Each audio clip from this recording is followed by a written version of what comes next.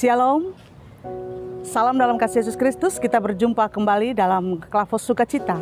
Saya akan membagikan kebenaran firman Tuhan untuk kita sekalian. Sebelumnya marilah kita berdoa sehingga kebenaran firman Tuhan ini akan menolong kita. Mari kita berdoa. Ya Allah Bapa di sorga, kami adalah umat kepunyaan-Mu yang selalu memerlukan tuntunan-Mu.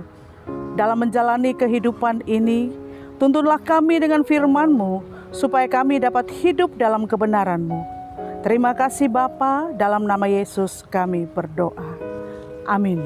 Mari kita melihat pembacaan Alkitab di dalam perjanjian baru, yaitu surat Rasul Paulus yang pertama kepada Timotius. 1 Timotius pasal 6 ayat 11 sampai pada ayatnya yang ke-16. Yang tertulis demikian dalam perikop pesan penutup.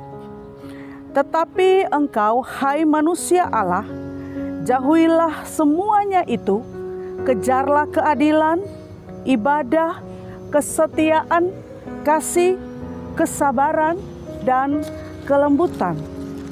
Bertandinglah dalam pertandingan iman yang benar, dan rebutlah hidup yang kekal.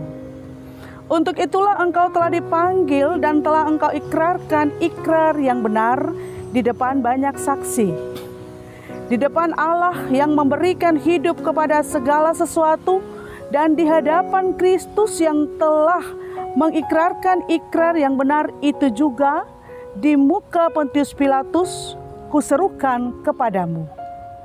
Turutilah perintah ini dengan tidak bercacat dan tidak bercelah, hingga pada saat Tuhan kita Yesus Kristus menyatakan dirinya, yaitu saat yang akan ditentukan oleh penguasa yang satu-satunya dan yang penuh bahagia, Raja di atas segala raja dan Tuan di atas segala tuan. Dialah satu-satunya yang tidak takluk kepada maut, bersemayam dalam terang yang tak terhampiri. Seorang pun tak pernah melihat Dia, dan memang manusia tidak dapat melihat Dia. Baginya lah hormat dan kuasa yang kekal. Amin. Demikianlah pembacaan Alkitab yang hendak kita renungkan menjadi kebenaran firman Tuhan.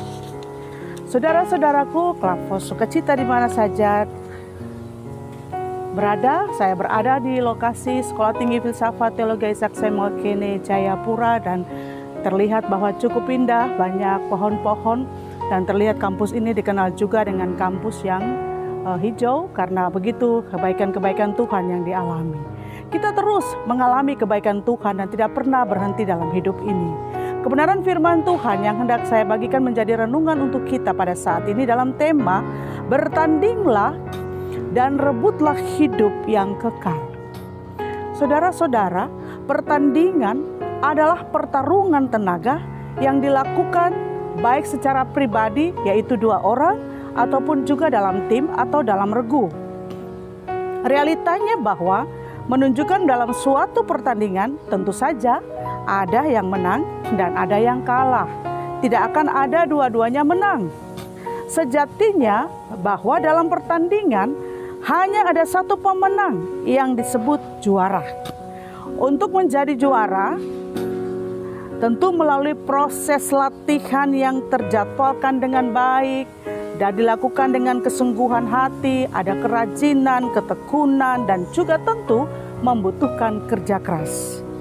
Bukan orang mendapatkan juara atau kemenangan dalam pertandingan itu dengan cara-cara misalnya disogok, atau dengan doping, atau dengan ancaman dan lain sebagainya.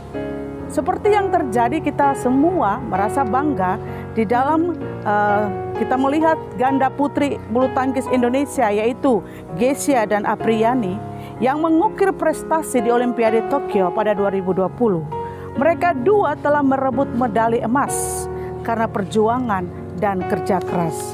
Sebagai orang Kristen, kita mau merenungkan apa yang dapat kita rebut di dalam pertandingan iman.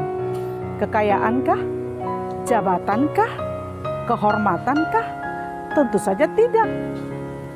Hidup kekalah yang kita rebut di dalam perjuangan iman. bagaimana supaya kita bisa mendapatkan hidup yang kekal.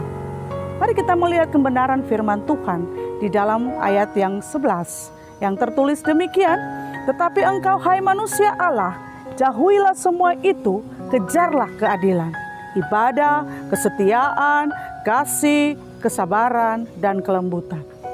Ada istilah manusia Allah, yaitu manusia dari atau milik Allah. Seorang yang mengabdi kepada Allah, yaitu seorang yang bertindak di bawah otoritas Allah. Julukan manusia Allah ini diberikan oleh Rasul Paulus kepada Timotius. Mengapa Timotius diberikan julukan manusia Allah?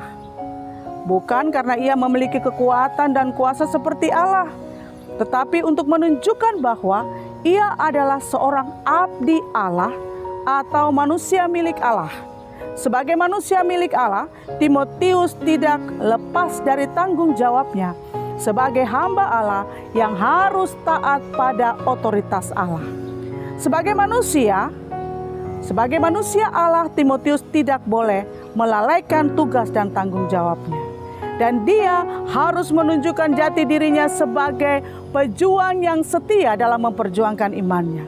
Sehingga itu dia diingatkan untuk harus menjauhkan diri daripada hal-hal yang jahat seperti kebohongan atau bersilat kata yang tidak dapat menimbulkan dan juga menimbulkan kebencian dan juga akhirnya berakhir pada perpecahan. Menghindarkan diri dari hawa nafsu, ketamakan, keserakahan yang dapat membawa manusia pada kebinasaan. Semua ini adalah sifat-sifat dari iblis yang harus dijauhi. Jadi Timotius sebagai orang muda yang beriman, anak didik dari Rasul Paulus ingatkan supaya benar-benar pernyataan imannya itu, di mana ia percaya sungguh-sungguh kepada Yesus Kristus. Pendidikan rohani yang telah didapatkan dari mamanya, dari neneknya, benar-benar berakar dan bertumbuh di dalam hidup sebagai seorang pemuda yang memiliki karakter Kristus. Itu sebabnya Rasul Paulus mengingatkannya supaya dia memperhatikan dengan baik bagaimana dia menjalani hidup di tengah-tengah dunia ini. Dan dia juga harus menunjukkan bahwa mengajar dengan keadilan dan bertekun dalam ibadah, hidup dalam kesetiaan, melakukan kasih, memiliki kesabaran dan kelembutan. Dengan demikian, Timotius akan menjadi orang yang berkenan di hadapan Allah dan manusia. Saudara-saudara, Klafos Sukacita yang mendengarkan dan diberkati dalam kebenaran firman Tuhan, Rasul Paulus juga mendorong Timotius untuk berjuang dalam pertandingan iman yang benar dan merebut hidup yang kekal.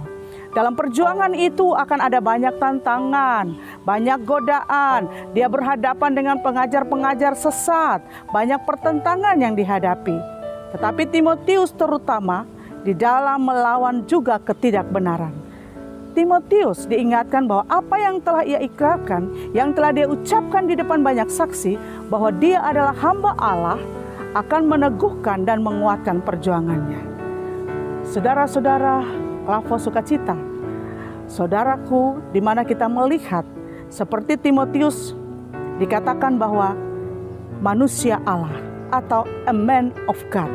Kita adalah milik Allah dan berada di bawah otoritas Allah, sehingga kita harus melakukan kehendak Allah, yaitu menjauhkan diri dari apa yang jahat, yang bertentangan dengan kebenaran. Seperti jangan lagi kita berbohong atau mengatakan hal-hal yang tidak benar, ya, atau menggosipkan orang, atau kita serakah, kita mencuri, kita merampas milik orang, kita membenci, kita memfitnah, dan lain sebagainya. Tuhan tidak menghendaki orang-orang percaya berkompromi dengan dosa. Begitu juga Paulus mengajarkan kepada Timotius harus konsisten, komitmen kepada apa yang ia telah nyatakan dalam iman percayanya. Dan dia melakukan dalam kehidupan kita sebagai orang percaya, menunjukkan keadilan. Kita bertekun dalam hidup dan juga dalam kesetiaan. Kita melakukan ibadah di dalam kecintaan kita kepada Tuhan, melakukan kasih, memiliki kesabaran dan kelembutan, maka kita dapat lalui pertandingan iman yang benar-benar dan kita menjadi pemenang di dalamnya. Mungkin ada banyak tantangan dan cobaan yang kita hadapi. Tetapi Bapak Ibu Saudara, Saudara pelakos sukacita yang dikasihi, kita ingat bahwa setiap iman percaya yang kita ungkapkan dalam janji kita kepada Tuhan, bahwa kita ini adalah milik Allah. Kita percaya kepada Tuhan Yesus dengan segenap hati kita. Dan kalau kita percaya dan kita berada di pihak Allah, siapa takut? Siapakah yang akan melawan kita? Karena itu bertekunlah dalam pertandingan iman, maka hidup yang kekal itu akan menjadi hadiah dan perjuangan dalam iman kita. Tuhan memberkati saudara-saudara, Pelakos Sukacita, dan biarlah berkat Tuhan ini membuat kita menjadi berkat bagi orang lain. Amin. Mari kita berdoa. Terima kasih Tuhan atas renungan firman-Mu. Sanggupkan kami sebagai pejuang iman yang tangguh untuk memperoleh hidup yang kekal. Dan berkatilah tim Pelakos Sukacita dalam seluruh kerja dan pelayanan mereka. Dalam nama Yesus kami berdoa. Amin. Shalom. Tuhan memberkati saudara.